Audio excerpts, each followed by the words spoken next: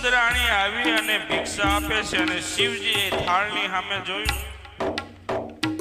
અને શિવજી કહેવા લાગ્યા, હે યશોદાજી,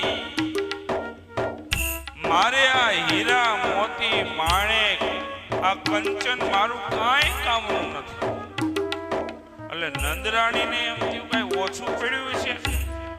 એટલે કીધું, હે જોગી મહારાજ, તમે કહેતા હોય તો બીજો એક થાળ ભરીને લાવું. શિવ કે નહીં નહીં નહીં, મારે તમારા હીરા મોતી માણેક કાંઈ કામના નથી.